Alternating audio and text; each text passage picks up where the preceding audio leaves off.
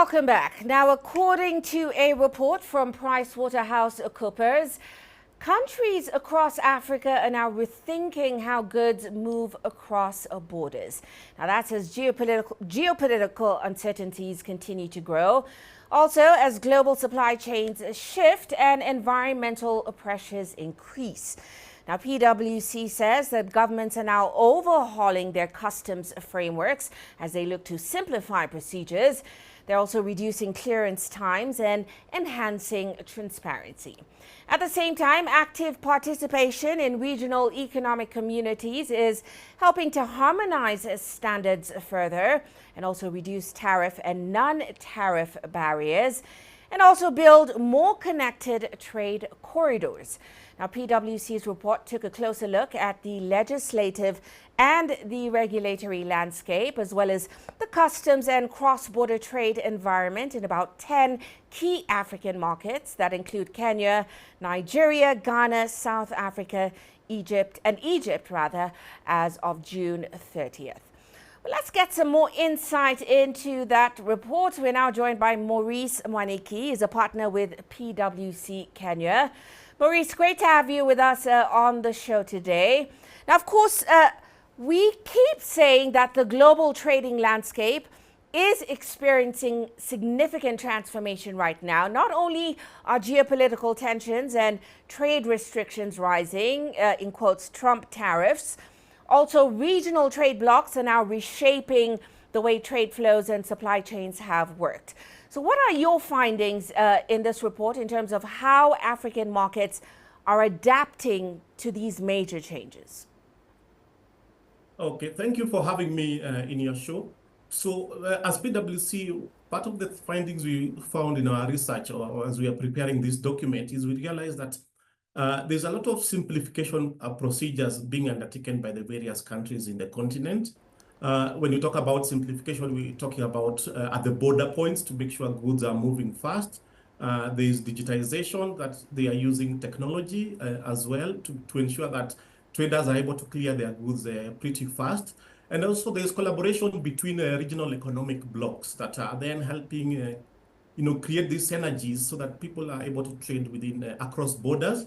And I'll give an example of the COMESA EAC SADC tripartite free trade agreement, which actually came into force last year, July 2024.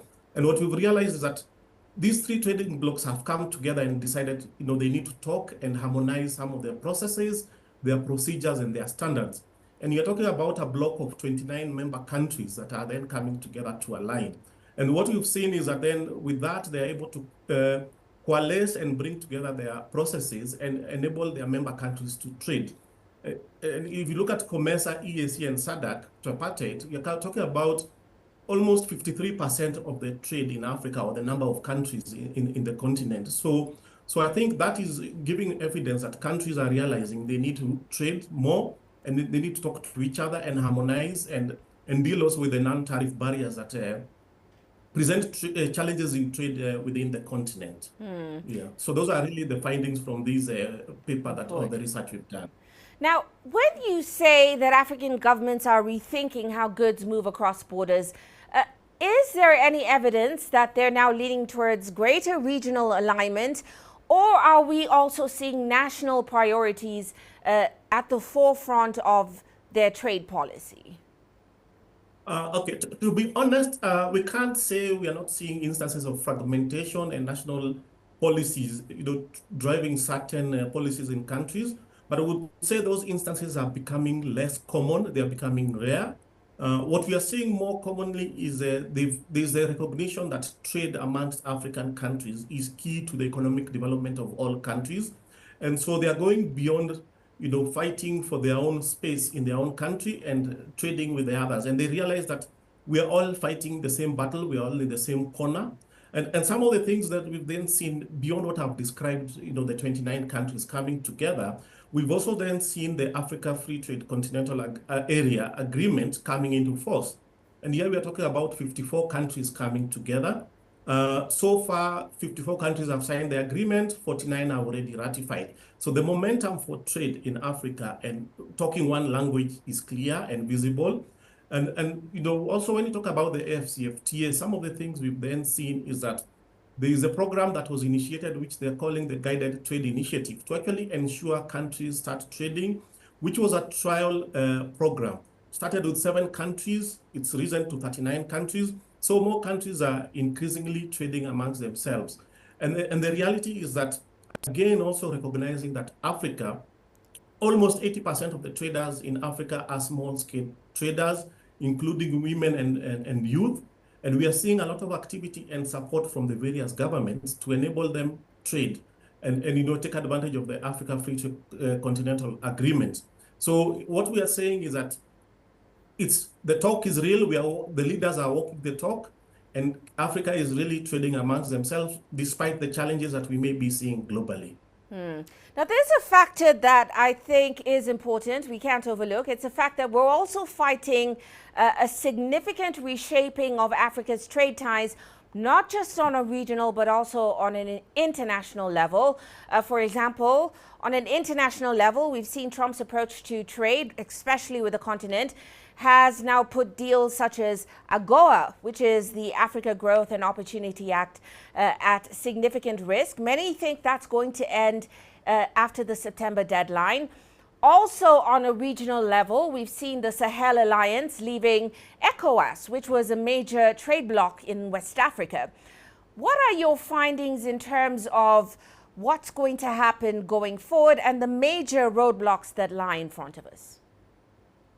Okay, yeah, so you're right. I mean, with the US, the Trump tariff and the administration coming through, one of the areas Africa has been concerned is with the AGOA. And despite the African Union and the African countries trying to get this renewed, it's evidently expiring at the end of September. So what we've seen is that, with the push for the AfCFTA, African countries are then pivoting to trade amongst themselves, even as they overcome some of the setbacks of AGOA going away. Again, also looking for other markets internationally. When you talk about can they supply goods to Europe, there is Asia Pacific region, there is China. So again, despite the roadblocks, one of the benefits AGOA that then provided to Africa was the capability to manufacture certain goods and products. So that capability remains within Africa, and that technology is here. And so we are seeing that African countries are then looking for other markets, and they are able to use that knowledge that they already have to supply these particular markets. And so we hope that, with both trading amongst the 54 countries and then also the world is open to Africa, that they will be able to overcome some of these challenges and roadblocks. Definitely there'll be issues around technology that then we need to ramp up in terms of are we able to deliver to the other markets.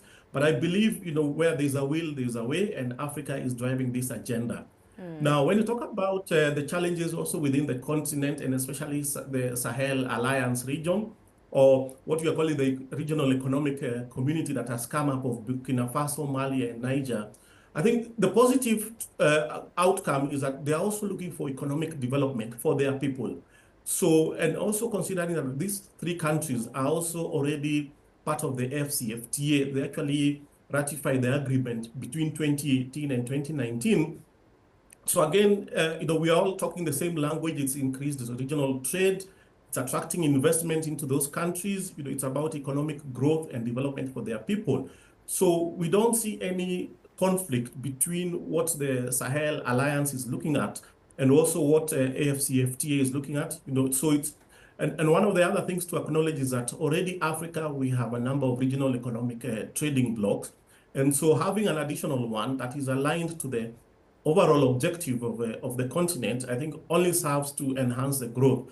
So we would say, and our view is that then, despite the changes or whatever developments are there in the continent, trade is going to pick up and it's improving, and we are seeing a lot of that activity. Countries are talking to each other, goods are moving across borders. Now, it's interesting when we talk about the AfCFTA, there's a lot of skepticism or a lot of questions because in terms of how it's going to, or the role it's going to play in reshaping Africa's trade landscape. Now, experts, of course, have pointed to the fact that there is a contrast between the ambition behind AfCFTA and, of course, the execution or the reality of the execution when it comes to fulfilling its goals. What are your thoughts on that?